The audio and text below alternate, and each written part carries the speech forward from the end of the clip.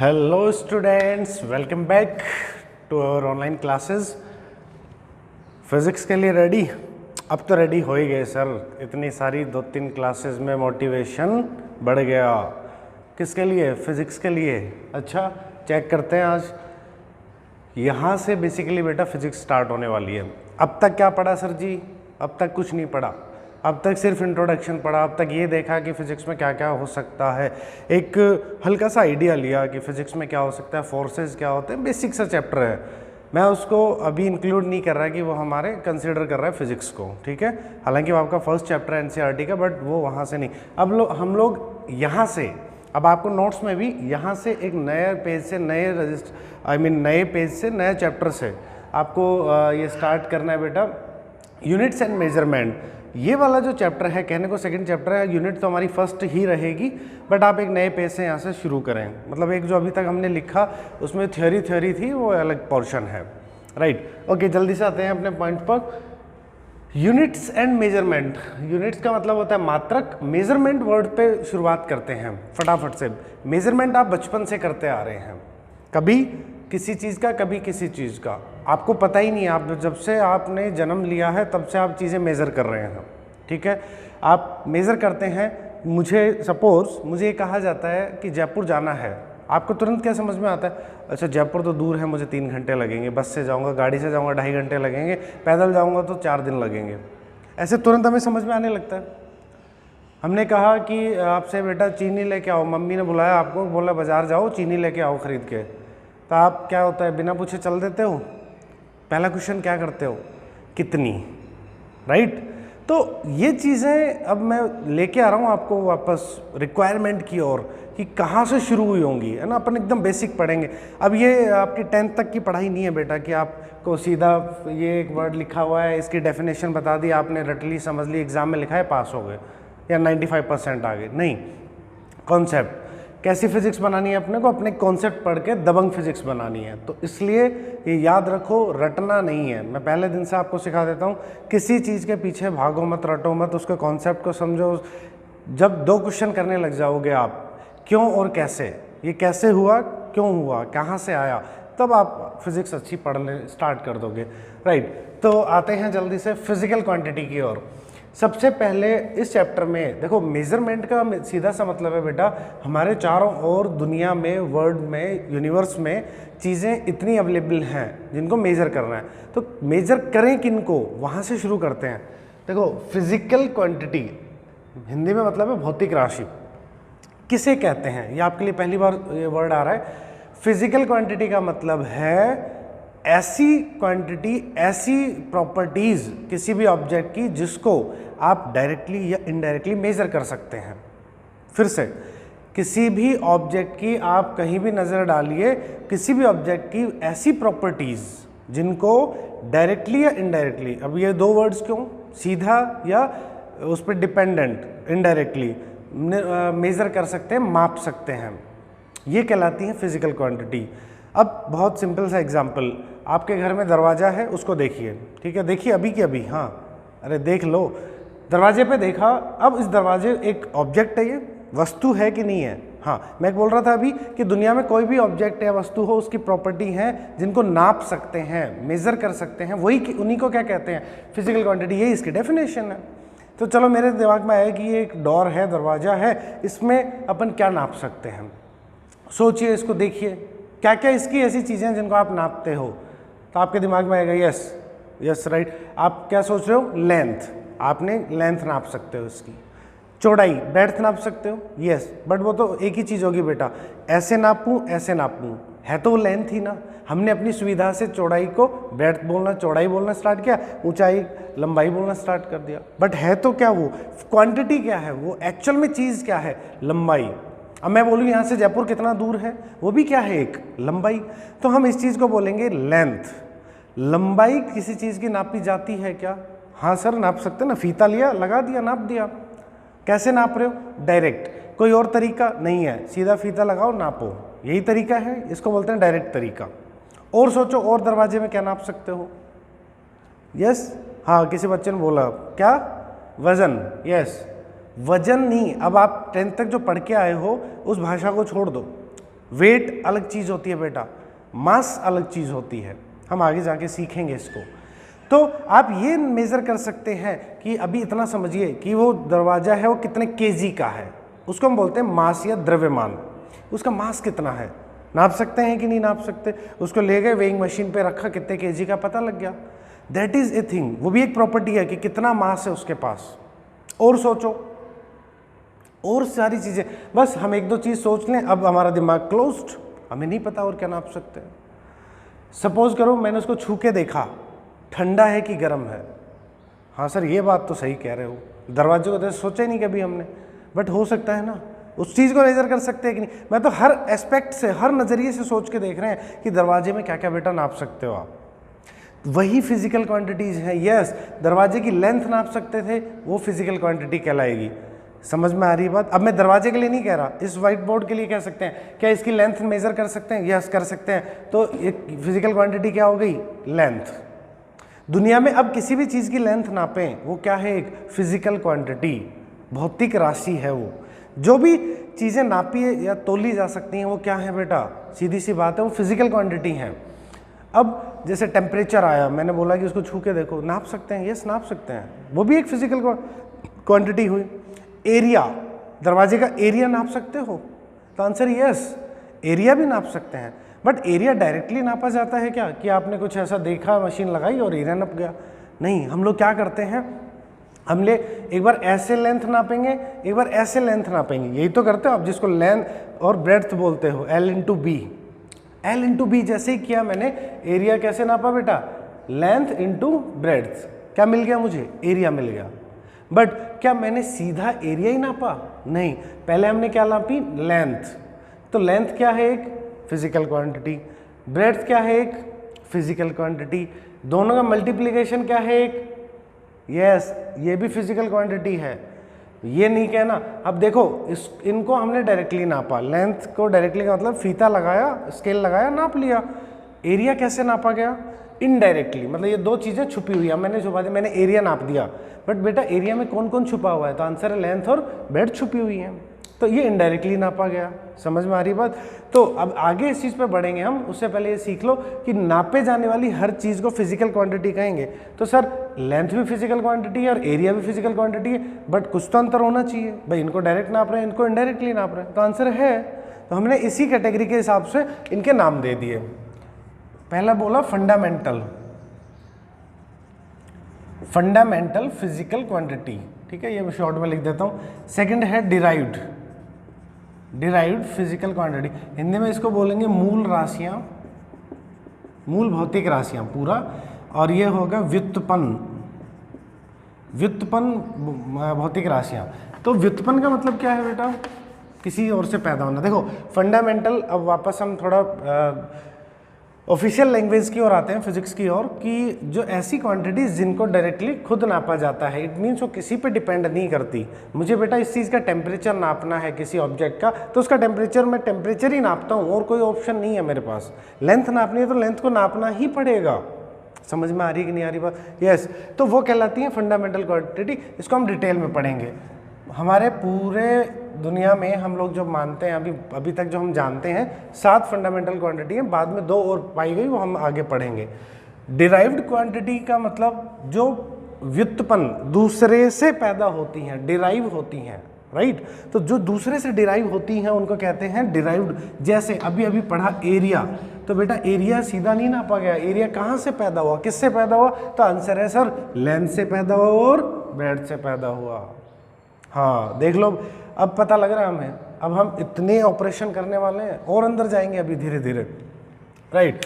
तो फंडामेंटल और डिराइव्ड 2 तरह की क्वांटिटी होती है। बड़ी जल्दी डेफिनेशन बना दी। अब तीनों की डेफिनेशन दे सकते हो क्या? नहीं सुनाई दिया? यस सर बोलो जोर से। हाँ दे सकता है भाई, दे सकता है तो जल्दी दे दो। फिजिकल क्वांटिटी क्या होता है? फिजिकल क्वांटिटी क्या होता है जल्दी बताओ। यस, फिजिकल क्वांटिटी होता है कि ऐसी दुनिया में पाए जाने वाली ऐसी सारी प्रॉपर्टीज किसी भी ऑब्जेक्ट की जो नापी या तोली जा सकती हैं, वो क्या कहलाती हैं? फिजिकल क्वांटिटी कहलाती है। नोट्स पढ़ लेना। फंडामेंटल में क्या मतलब? ऐसी जो किसी पे डिपेंड नहीं करती, जिनको खुद को ही नापना पड़ेगा, दैट इज फंडामेंटल। डिराइव्ड मतलब जो दूसरे पे डिपेंड करती है, जिसको दूसरे से पैदा करते हैं, वो क्या होंगी? Derived quantity. ओके, ये हमने सीखा। अब और भी, अभी मैंने 3-4 एग्जाम्पल दिए, और ऑप्शन हो सकते हैं क्या सर, दुनिया में और क्या चीज़ नापी जाती है? टाइम, टाइम नापते हो कि नहीं नापते? यस सर नापते हैं। वॉल्यूम नापते हो कि नहीं किसी का? नापते हैं सर। ऐसे बहुत सारी चीज़ें हैं। फोर्स नापते हैं क्या? नापते हैं। वर्क कितना किया नापते हैं क्या? नापते हैं। ऐसी सारी चीज़ें जिनको अपन मेजर करते हैं वो सब क्या है? Physical quantity. फिर हमने कैटेगराइज कर दिया जो एग्जैक्टली फंडामेंटल है वो फिक्स है कि उन, देखो हमने क्या देखा, एरिया नापना है, एरिया को तोड़ के हम क्या बता सकते हैं? लेंथ और ब्रेड्थ से नापा गया था। अब लेंथ और ब्रेड्थ को नहीं तोड़ सकते, उसके अंदर और नहीं जा सकते, लेंथ को तो नापना ही पड़ा। तो ऐसे करके बेटा हमने मिनिमम क्वांटिटीज ऐसी हैं जो उनके अलावा दुनिया में काम नहीं चलता। जैसे हमने जितनी नज़र जाती है, हमने सब क्वांटिटीज़ को जितनों को नाप सकते थे देखा, फिर हमने ये पाया कि क्या ये पहले से जानते हैं फंडामेंटल को, उन पर डिपेंड करती हैं, तब तो हमारा काम ईजी है। तो ऐसे ढूंढते ढूंढते ढूंढते हम पहुँचे, तो 7 क्वांटिटी ऐसी मिली जिनको भाई नापना ही पड़ेगा, वो किसी पे डिपेंड नहीं करती। बाकी सब कितनी चीज़ें नापते हैं, कितनी चीज़ें मेज़र हो सकती हैं दुनिया में, वो सब किस पे डिपेंड करती हैं? फिर वो फंडामेंटल पे डिपेंड करती हैं। तो आगे अपन उसको डिटेल में पढ़ने वाले हैं, राइट। एक स्टार्टिंग में फिजिकल क्वांटिटी वर्ड को मैं समझा रहा हूँ कि नापना क्या होता है। रिक्वायरमेंट क्यों पड़ी बेटा? रिक्वायरमेंट इसलिए पड़ी, देखिए किसी चीज़ को नापने की ज़रूरत क्यों पड़ी, क्या ऐसी ज़रूरत थी कि क्यों नापें हम? तो ये मैं से लॉजिक से सोचता हूँ कि कभी एक जंगल में एक, हाँ कहानी सुनने में मज़ा आने वाला है आपको। एक जंगल में एक राजा रहता होगा या एक जंगल में भिखारी रहता हो, कुछ भी मान सकते हैं। एक राजा था, सपोज करो, एक दानी आदमी था, उसके पास उसकी प्रजा में कोई मांगने आ गए, गरीब आदमी बोले महाराज मुझे तो थोड़ा सा अन्न दे दो, गेहूँ दे दो। महाराज बड़े दिल के थे, उन्होंने कह दिया भाई इनको गेहूँ दे आओ। अपने जो भी कोषाध्यक्ष थे उनको बोल दिया कि भाई जाके इनको गेहूँ दे आओ। वो गेहूँ दे के आ गए। जाके महाराज को 2 दिन बाद पता लगा उन्होंने तो 10 ट्रैक्टर भर के गेहूँ दे दिए, या ट्रैक्टर उस टाइम नहीं थे तो ऊँट गाड़ियाँ भर के गेहूँ दे दी। तो अब राजा गुस्सा आया, बोले आपने इतने गेहूँ कैसे दे दिए? बोले महाराज आपने तो कहा था कि गेहूँ दे दो। बोले पागल, इतने गेहूँ थोड़ी देते एक आदमी को। बोले महाराज अगली बार ध्यान रखूँगा। अब क्या हुआ, अगली बार फिर कोई एक आदमी भीख मांगने आ गया, महाराज से मदद मांगने आ गया। तो उन्होंने कहा भाई गेहूँ दे आना इनको। तो उसको याद था कि अब की बार तो कम गेहूँ देने। उसने क्या किया, 2 ऐसे थोले भर के थोड़ा सा हाथ में और दे दिया उनको। अब महाराज वैसे फिर उसको धमकाने लगे, बोले गरीब आदमी उसका काम कैसे चलेगा। अब महाराज वो व्यक्ति करे तो क्या करे, मैं कितना दूँ गेहूँ, मुझे क्या पता। आपने बोला थोड़ा देना, तो थोड़े में तो इतना सा भी होता है, एक मुट्ठी भी होता है, इतना भी थोड़ा हो सकता है। तो उन्हीं को समझ में आ रहा कि थोड़ा दें कि ज़्यादा दें, समझ में आ रही है आपको बात। इस तरह से सोचा गया, इस तरह से पॉइंट आया कि क्या कुछ तो एक ऑप्शन करें। तो उन लोगों ने अपने हिसाब से एक ऑप्शन बनाया।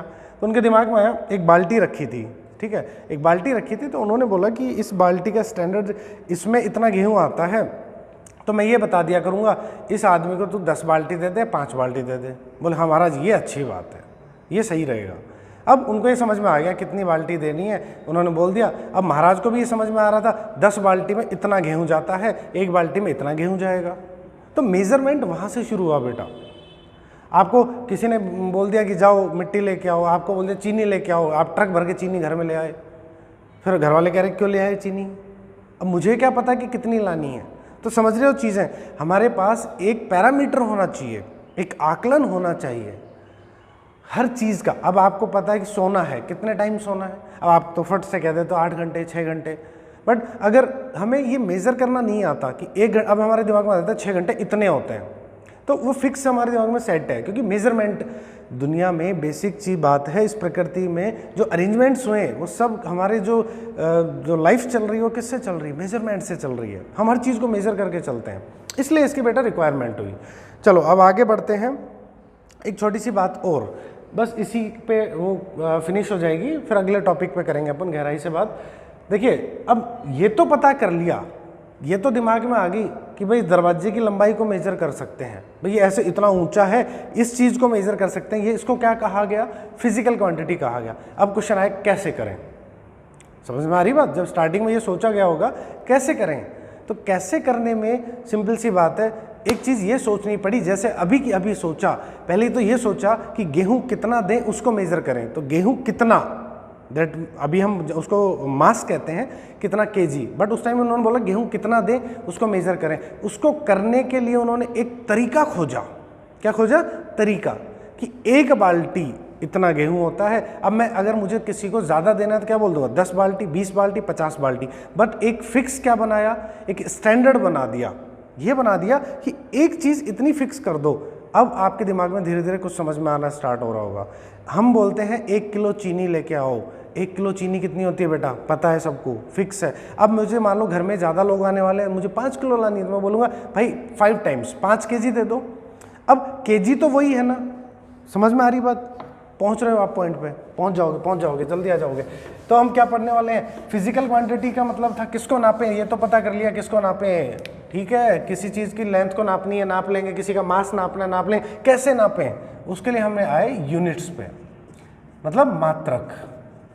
यूनिट क्या होती है बेटा, मात्रक, मतलब मापन करने का जो तरीका है उसको हम क्या बोलते हैं, मात्रक बोलते हैं, जिसके द्वारा मापन किया जाता है। तो मेजरमेंट करने के लिए क्या चाहिए मुझे, यस मात्रक चाहिए, यूनिट चाहिए। अब जैसे सिंपल सी बात, हमने ये बोल दिया कि अब कैसे मात्रक बनाएं, तो बहुत इजीली बनाया गया। उन्होंने बोला कि भाई गेहूं देना है तो दे देंगे, कितना देना है, 1 बाल्टी। अब बेटा 1 बाल्टी क्या हो गया, वो एक मात्रक बन गया कि नहीं बन गया, उन लोगों की प्रजा में सबको पता लग गया 1 बाल्टी में इतना गेहूं आता है। अब ज़्यादा देना है तो 10 बाल्टी, 20 बाल्टी। अब बाल्टी वर्ड की जगह क्या लगा दो। अब जैसे जैसे प्रोग्रेस हुई तो हम लोगों ने क्या शुरू किया कि भाई हम लोग ये कहते हैं अब कि अब हम केजी में आने लग गए हैं ना, चीज़ें बदल गई, बाल्टी की जगह केजी वर्ड पे आ जाओ। मैंने बोला कि 1 kg गेहूँ 100 kg दे दो इसको, वही तो लिंक हुआ, पहले बाल्टी बोल रहे थे हमने, अब केजी बोल दिया। तो केजी क्या है, एक यस वो यूनिट है। क्यों जरूरत पड़ी बेटा, इसलिए ज़रूरत पड़ी अमाउंट कितना दे, भाई नापना तो हो गया बट नापने के लिए एक पैरामीटर तो चाहिए। दरवाज़ा, अब हमें पता भाई लंबा दरवाज़ा ले आना, अब कितना लंबा नहीं पता किसी को, फिर मैंने बोला 6 फीट का, अब तुरंत दिमाग में क्लिक किया, अच्छा 6 फीट का लगभग इतना बड़ा दरवाज़ा होता है। तो मेजरमेंट के लिए हमें 6 फीट, देखो फिट क्या था, मात्रक था, एक यूनिट थी। अब यूनिट क्या होती है, यूनिट बेटा हम लोग पहले से डिसाइड करते हैं, हम लोग प्री डिसाइडेड यूनिट रखते हैं कि किसी भी फिजिकल क्वांटिटी को नापने के लिए, किसी भी फिजिकल क्वांटिटी को नापने के लिए एक स्टैंडर्ड वैल्यू, एक मानक रूप से एक वैल्यू तय कर दो कि अब जैसे 1 kg इतना होता है, वो फिक्स कर दिया। अब वो एक फिक्स हो गया, अब हम कितना भी नाप सकते हैं, उसका टाइमिंग बढ़ाते रहेंगे। मुझे 1 क्विंटल नापना है तो 100 kg हो जाएगा। तो छोटा और एक स्टैंडर्ड साइज का एक वैल्यू फिक्स किया गया किसी भी फिजिकल क्वांटिटी को नापने के लिए, वही क्या कहलाया, यूनिट कहलाया। समझ में आ रही बात। टाइम, टाइम के लिए हम क्या बोलते हैं, मैं 10 मिनट में आ रहा हूँ भाई, अब 10 मिनट, मिनट क्या है, एक वैल्यू है, फिक्स है। 60 सेकंड को हम एक मिनट कहते हैं, वो एक वैल्यू हो गई, एक मेजरमेंट हो गया, मात्रक हो गया, यूनिट हो गया टाइम का। अब मेरे को 10 मिनट किसी ने कहा तो तुरंत समझ में आ गया कितना टाइम होता है, क्योंकि 1 मिनट मुझे पता है। तो जो मिनट है, अब मैं एक एग्जाम्पल से समझता हूँ। देखिए द मास ऑफ, मैं एक लैंग्वेज लिखता हूँ, एक line, the mass of sugar is 5 kg, मतलब चीनी का जो द्रव्यमान है वो कितना है, 5 kg।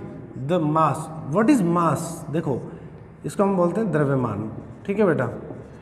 फिजिकल क्वांटिटी इस लाइन में कौन है, द, अंग्रेजी का वर्ड छोड़ दो, द ऑफ, ठीक है। अब देखो फिजिकल क्वांटिटी कौन है, किस चीज को नापते हैं उसको क्या कहते हैं, फिजिकल क्वांटिटी। तो ये बेटा मास क्या नाप रहे हैं, चीनी का क्या नाप रहे हैं। देखो चीनी क्या है, शुगर क्या है, ये एक ऑब्जेक्ट है, वस्तु है, इस पर फोकस नहीं कर, ये तो ऑब्जेक्ट है। बट फिजिकल क्वांटिटी, चीनी का क्या नाप रहे हैं, द्रव्यमान। तो द्रव्यमान, जिस चीज को नापा जाता है वो होता है फिजिकल क्वांटिटी। ये बात समझ में आ रही है कि नहीं आ रही, चमक रही है सबको, ठीक है। फिजिकल क्वांटिटी, कोई संकट नहीं है, नहीं है। फिजिकल क्वांटिटी क्या होती है, जिसको नापा जाता है, तो मास क्या होगी, फिजिकल क्वांटिटी होगी। शुगर क्या है, चीनी है। अब इज है 5, एक नंबर हो गया, दिस इज न्यूमेरिकल वैल्यू, हम क्या बोलेंगे, यस न्यूमेरिकल वैल्यू, मतलब अंक, अंक है ये, उसको मैं numerical value. What is KG, this is unit. सबको समझ में आ रही है, यस। इस वर्ड में देखो हमने अलग अलग ऑपरेशन कर दिया इसका। फिजिकल क्वांटिटी कौन है, पता लग गया। न्यूमेरिकल वैल्यू क्या है, यूनिट क्या है। मास को नापा, किसके मास को, चीनी के मास को, कितना है 5 kg। तो 1 kg हम जानते हैं, kg यूनिट होगी, अब उसका कितना गुना, 5 गुना है।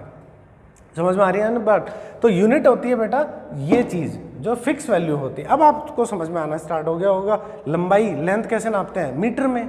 मैंने बोला कि 1.5 मीटर का दरवाजा है, समझ में आ जाएगा आपको। या 5 मीटर का दरवाजा है, समझ में आ जाएगा आपको। मीटर क्या हो गया उसका, यूनिट हो गया। इसी तरीके से सभी फिजिकल क्वांटिटी जिनको नापना था उनकी सबकी यूनिट बनाई गई। तो रिक्वायरमेंट समझ में आई यूनिट की, यस आ गई, ठीक है। अब जो यूनिट है बेटा वो भी 2 तरह की होती है। फंडामेंटल यूनिट क्या होगी